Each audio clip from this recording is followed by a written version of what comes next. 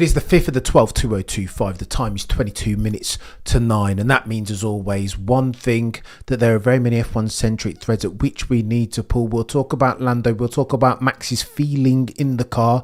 Is the gap true and fair? Or per Mark Hughes, is it closer between Verstappen's RB21 and Lando Norris's MCL39 than the timing sheets are telling? So too, we'll talk about the dinner. We'll talk about Zak Brown and his flip-flopping and what that could mean for team orders between OJP and Lando Norris 1.0. So John Perry, you're a legend. I appreciate you. Last chance to get some money on Maximilian Verstappen, and he's a rank outsider, by the way, if we're talking about the championship going into the Abu Dhabi Grand Prix weekend. Lando Norris has the whip hand if indeed you are an odds maker. They say that he wins under 100 simulations under these current circumstances 72% of the time. I want to show you a couple of different clips. Again, a god tier podcast out there. Chris Harris on cars, one of the chaps on there, Manish Pandey, senior executive producer or something like that, of a documentary called Senna. You might have seen it. Had something to say on Maximilian Verstappen and his season. Just roll the clip. Who is the best driver in Formula One right now? By a considerable margin. Who is it? No question. Right? Max Verstappen has been outstanding all season. His car's a pile of tripe on a Friday, and on Sunday he's up there. No one, just like Senna, no one could extract more from that car. That's the end of it. Oscar right now is not as good as Max. Lando right now is not as good as Max. Lando is much later in his development curve. I would say, of the two, the one who's got possibly the more potential to catch him maybe is Oscar. Maybe, I don't know. So you have two drivers. There are two philosophies in Formula One. You have Say it how you really mean it, Manish Pandey. Is that Max Verstappen fella really that good? Do you know what I mean? Isn't it hyperbole? Aren't you D1 level Max Glazing? Well, I know a YouTube channel out there that speaks about Maximilian Verstappen in not dissimilar terms. That YouTube channel has a name, and his name is Cameron CC. Put some respect on it. Max Verstappen hasn't been too bad this season, and that's why so many fans, feel like Maximilian Verstappen, if such a thing as deserving exists in the weird and wacky world that is F1, then Max Verstappen deserves this championship, notwithstanding the cheeky hot-headedness over at Barcelona that cost him 9 points ago. It would have been 3 points delta going into Abu Dhabi Grand Prix race weekend, season finale settings. Let me play this one to you. What a dumb statement. Oscar will never be a pimple on Max. Go on. Well, it's hard to judge at this stage, Michael, because it's apples and oranges, is it not? He continues, though. There's another piece from Manish Pandey where he talks about the plight of the McLaren boys in Lando and Oscar. Fast car privilege, some may say. Roll the clip. Not, but let's just say Max does win. Go back to what Andrea and Zak have said. Who is by far the best driver this year? Both Oscar and Lando can cry into their porridge all winter if they don't win, because they have the best car. It won the championship 7 races ago. So if you want to talk about Senna and Michael Schumacher and Alain Prost at his best, they would have won it by now. Prost would have won it ages ago. Shut up. Exactly. But you see, the point I'm trying to make is I think that the team is trying to stay coherent as a team. The truth is the team have made mistakes. Last Grand Take that from Manish, and I don't hate it. There is fast car privilege that we need to factor into this equation. 7 races ago is when that MCL39, then papaya coloured team members won themselves a championship in the constructors variety, and all now they haven't tied up the drivers. There is a mismatch in terms of the car's performance as versus the drivers. I disagree with you. Cameron only came to the Max Verstappen party in 2022. Behave yourself. That is not true. It's a shame that you can't go back and watch the streams in 2021 where I was baffled at Maximilian Verstappen's light. Was I watching and rooting for Sir Lewis Hamilton then? You bet your bottom dollar I was. I'm not going to come to here and tell you guys lies, but does that negate the fact that I came to respect Maximilian Verstappen's talents then and sporting endeavour par excellence then? Of course it does. Not. Maximilian Verstappen, again, this is where it gets techie. Max Verstappen messages, of course it's going to be brinksmanship, because though Max appears very cool and calm in the press, as per Mark Hughes' God tier article on Motorsport magazine, which we'll go through in a couple of minutes, that notwithstanding, Max is desperate to win himself not the 4th but the 5th championship back to back to back. Here's what we see on track. Norris not opening a lap behind you. Or maybe he is coming through. What's this guy doing? Almost crashed. The games have started. You got Norris. Let's go. Brinksmanship. Don't lose your head, Lando Norris 1.0. Do you know what I mean? It's pressure, rise circumstances. Of course, Maximilian Verstappen is going to leverage everything within his power. If that means that there's a millisecond worth of durable competitive advantage, don't get it twisted. He will leverage for it a bit of a nothing burger, but that's just FP2.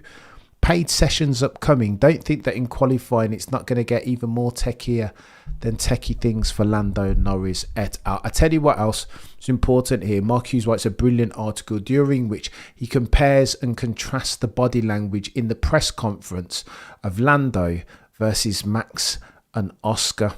He refers, I'm going to try and bring it up because some of it's really, really techie and it's worth me reading out. Mark Hughes says that Max Verstappen appeared to be super relaxed, legs crossed, content with the fact that he's already won 4 championships back to back to back, as versus Lando and Oscar, who are fighting for their very first. And Max Verstappen appeared not convincing himself that he was relaxed, but almost eased back into that aspect, reassured by the fact that he's playing with house money now. Let me try and read this out to you because it's techie. As he talks between answers talking about Lando Norris, Mark Hughes of motorsport.com, Motorsport magazine, as he talks and between answers, Lando Norris is fidgety. He cannot sit still. He's like a hyperactive puppy.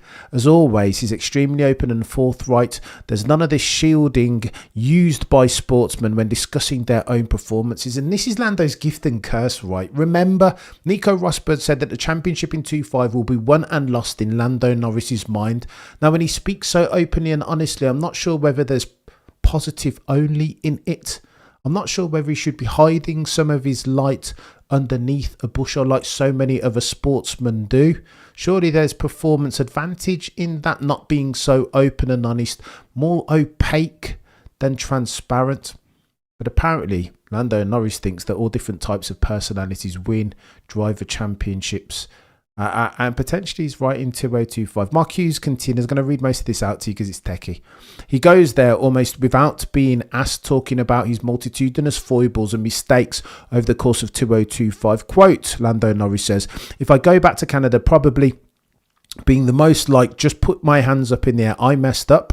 It cost me a good amount of points. Yeah, China qualifying, 1 or 2 things where I didn't do a good enough job," unquote. He says in answer to how he looks back on the season, "It's Lando's natural way," continues Mark Hughes, "and is often perceived as negative, but it's how he rolls. It's just how he rolls.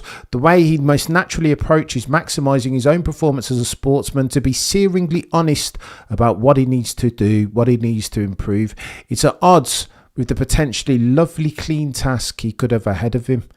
But we cannot be anyone other than ourselves. Oh, the humanity. Far easier than done." Go on then. Here's where it gets a bit techier than techie things. Because when he talks about Max Verstappen, he said the way that Max sits there on the left, Lando centre, Piastri right. Max's legs are outstretched. He's leant back. Piastri too, but less prone. Lando is more upright, but face down, hiding behind the peak of his cap as they wait for questions. Hughesy continues, "Strip back the enormity of the occasion, drivers' championship setting stakes, and just looking at the tasks ahead for each of them, it could hardly be simpler for Lando Norris. 12 points ahead of Verstappen, 16 in front of Piastri. He's arriving at one of his best tracks and in what's probably going to be the fastest car. Forget the maths or the conservative approach. Just set the pole, win the start and disappear into the night, leaving all the potential shenanigans behind you. Couldn't be simpler and perfectly achievable. Far easier said than done," continues Hughesy. "Of course, he's never been in this position before and it's a big deal." Lando says, quote, "I've spent the last 16 years of my life trying to get to this point. It's the result of a lot of hard work, and it is far easier than done. As he talks between his answers, he's fidgety, blah, blah, blah. Go on, let me read about this bit, though. It's his natural way, and he's often perceived as negative weakness, but it's just how he rolls, etc. Verstappen, however, in stark contrast to Lando Norris, his old mate, has been here many times before. Of course, it's a very seasoned world champion in Max Verstappen, and it's a way less stressful situation he's in now compared to his previously high-charged title showdown in 2021. He's playing that card too perfectly, says Hughesy, but it's probably genuine too. Quote, Max Verstappen, everything, quote, since then in 2021 has been a bonus, he says, something which is repeated many, many times, turning the mental screw and pressure on Lando Norris. What did he do between Qatar and then? Well, Max continues, spent some time with my daughter, figured some stuff out for GT3 next year, figured stuff out for my sim racing team, because Verstappen, says Hughes, he's been there before, of course. He's a seasoned champion, and it's a way less stressful situation he's in now compared to his previously high-charged 2021. We've read it. He's enjoying this out here. Hughes' end, his final stanza, reads something like this. Norris seems to be... Here's it, and this is where it gets techie, chat. Really, really techie. Let me read this out to you. Hughes, quote, Norris seems to be trying to convince himself it can be just another race weekend. Verstappen seems to have successfully done so.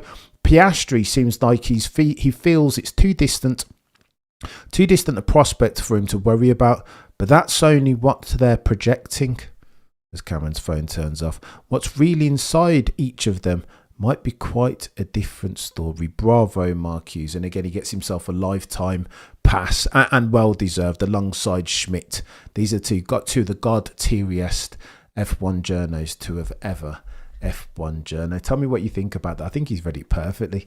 I think there is something about Lando, a virgin champion unease in the press conference. Again, he's trying to act natural, all the while doing nothing if not the opposite.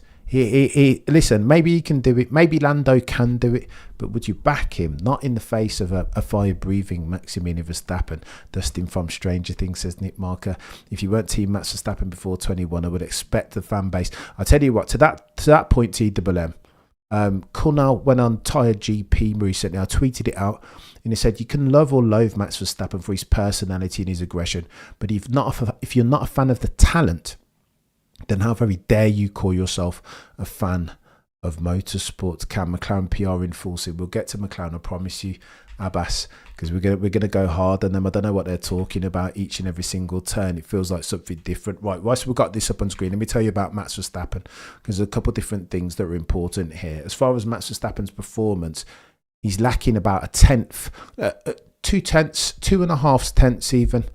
Now, it was 3.5 tenths on the timing sheet, but I think you play into that a couple of different things. The first thing is the balance. The second thing is the extent of the track evolution at the times that they set their respective laps.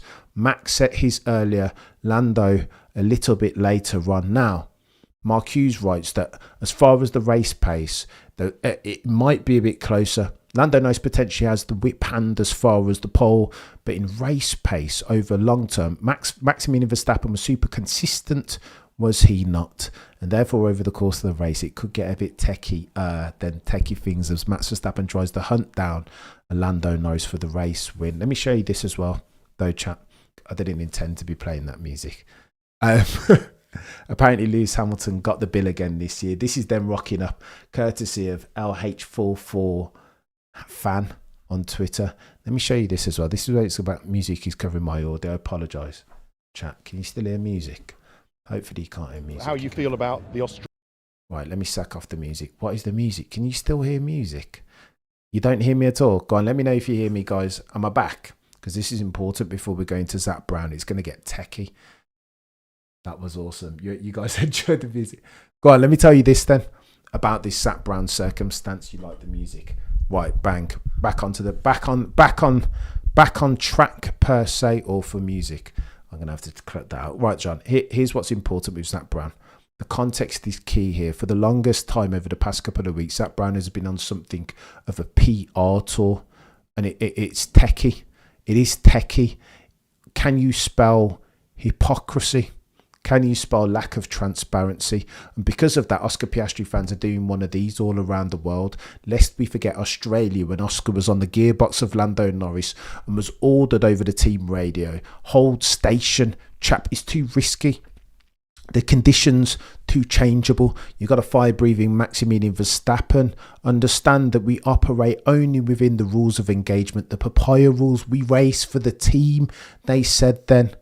So too, fast forward into Brazil. Fast forward onto Silverstone even. And at the British Grand Prix, Oscar Piastri got the cheeky penalty that every man and their dog said was harsh. And what did they do then? Nothing. Zero. Nothing to see here. Hold that, Oscar Piastri. This is par for the course. The cost of doing business, they said. Then go to Monza, the Italian Grand Prix. Lando Norris struggling to get out of Q2. And what did Oscar Piastri here? Why don't you do us a favour, Oscar? Can you... Lando Norris struggled to get out of... he's made a mistake in Q2 and he might struggle. Can you help him get into Q3? What are we doing here, chat? This is absolutely ridiculous. Like, you just can't even... this level of hypocrisy, consistent inconsistency, you cannot even... Right, that's why you have the Aussie Parliament asking questions, quite rightly. And sometimes, if it looks like a duck and it smells and quacks like one, you'd be stupid not to call it a duck. And then you get Zak Brown and co, Andrea Stella too, et al., doing a massive press tour saying, oh, egalitarianism, we'll treat our drivers both the same. All McLaren teammates are created equal, but some are created more equal than others. We'd rather lose the championship to Max than play favourites. Well, you said that then, mate. But going into the final Grand Prix of the year, we knew at some stage that you were going to start climbing up a different tree. That you were going to start singing from a very different hymn sheet, the one of pragmatism. And some will respect it, some will say, well, we knew this all the while. Here's what Zak Brown had to say this race weekend. Australian side of this sort of fandom interpreting the championship, whether it's, politicians in select committees, it seems, asking silly questions for maybe their own purposes, or more feel amongst the general Australian public. Excuse me, Ted Kravitz, silly questions. There's no such thing, chap. If people want to ask the questions about favouritism, then there will be a root cause to that. How very dare you disparage them in such a way, so tongue-in-cheek. That must be said tongue-in-cheek, Ted Kravitz. How very dare you? People have got questions, and of course they're going to ask them, even if that doesn't exclude Aussie Parliament from asking those. What are you talking about, Ted? Oscar isn't getting the rub of the green. Have you sought to give your side, to put your side, direct those people and assure them? I think we've done the best we can. I think Oscar himself has talked about how fair and equitable, and we make mistakes, but I think Oscar's been our number one spokesperson. He's never said a single word that anything's ever not felt right. I saw what the Australian, I think it was the senator, said, and clearly he's very uninformed and uneducated about our sport. But I think that's a cool thing about sport. People get very supportive of their heroes of their countries, so I'm not surprised to see people waving the flag for their drivers. It is most important to us that our team knows. And there's a lot of uneducated people out there and their views, and I'd spend all day trying to correct them. So it is what it is. Yeah, it is what it is. Zak Brown, uneducated views, trying to correct them. You'll forgive me for looking at the evidence holistically, Zak Brown, all of which points not necessarily to Actus race, but to mens rea, a motivation. That's the conversation that we're having. Easy G, you raise a good point. So Monza caused him to go on a crashing spree. No, not Monza, Singapore, good sir. That's when Lando Norris cheeky love kiss going into turn one, and Oscar Piastri was like, hang on, I thought we were all about papaya rules. When I try a cheeky overtake on Lando Norris, a dive bomb or something like that, you guys are so quick and keen to call it off. Oh, Oscar Piastri, remember, it's papaya rules. But when he yeets into me, touches my car and ruins my race, Zak Brown, all he wants to say is hard but fair racing. What are we doing, Easy G? Oscar Piastri, as robust and stoic as that chap is, third season in Formula One career to date. Yeah, and still, of course, we've got to talk about downstream downside ramifications on his performance. You think Singapore's going to happen, even for a seasoned veteran, and that not permeate that perceived or perceived favoritism or otherwise. Of course, it's going to affect Oscar Piastri, and that, ladies and gentlemen, isn't fair. It doesn't matter whether there was an actual, whether Zak Brown actually unscrewed some of the nuts and bolts on Oscar Piastri's car. What matters is whether Oscar Piastri perceives it and whether it affected his performance. Oscar never crashed into Lando but got warned anyway. Lando crashed 2 times into Oscar but never got a word from Andrea Stella. Safak, you're far too kind and you echo my sentiments precisely. Here's Zak Brown talking again with Craig Slater, this time courtesy of Sky Sports F1. Will you have that discussion if I suppose Oscar's lying third and Lando's fourth, and Oscar's opportunity really isn't there to get the result he needs to win the championship? Would you expect him to yield to Lando? Would you have to make that call? Yes, of course. We're realistic. We want to win this drivers' championship. So we're coming into the weekend knowing that they both have equal opportunity, even though there's obviously a point spread. You know, you don't know how qualifying is going to go, reliability. But if we get, into the race and it's becoming pretty clear that one has a chance and the other doesn't, we're going to do what we can to win the drivers' championship. It would be crazy not to. We want to win the drivers' championship. So we'll kind of see how the race plays out, but we're not going to not win the championship because we're trying to protect a third and a fourth or a sixth and a seventh or whatever however the situation may play out. Do you think the casual sports fan will understand that? I mean, Max Verstappen yesterday, when that scenario was put to him, said, that is racing, that's what we expect. It's not how you want to win it, but do you think there'll be any kind of kickback if it does end up that way? No, I think, it's a team sport, right? So we're trying to win the constructors as a team and we're trying to win the drivers as a team. I know that kind of sounds a bit strange, but if one of them can't win, they want the other to win, and that's what the team wants, and they are great team players. And we've already seen that last year, right? You saw that in the sprint in Brazil, and I think it was Qatar. So I don't think it's unusual in any sport for teammates to make sacrifices for each other to give the team what they want. Hold on a second. This is chaos. 100,000% you guys in the chat saying what? So the Beyond the Grid podcast just didn't happen. And Zak Brown wasn't saying only a couple of minutes ago that they would forgo all of the drivers' championships. They would embrace a 2007 circumstance, mention no names, Lewis and Fernando Alonso, if that meant that they had to avoid playing favourites, that they wouldn't do that. That this is egalitarian GP over here at McLaren. And now you get Will this you dude. have that discussion? Now you get this dude changing tact again. Sometimes maybe this is worthy of praise, but what I don't like is the consistent inconsistency. Zak Brown is worse than the bloody FIA at this point. I can't read him. Is that you, Zach, or is that Mohammed Ben Salim? So extensive is this dude's consistently being inconsistent. That, ladies and gentlemen, is quite the turnaround. Now, some will praise it and say, listen, of course Zak Brown was going to do that. What else did you expect? With a championship on the line, if let's say Lando Norris is fourth and Oscar Piastri is in third, of course they're going to swap them around. But George Russell had something different to say, and this is important because George shoots straight.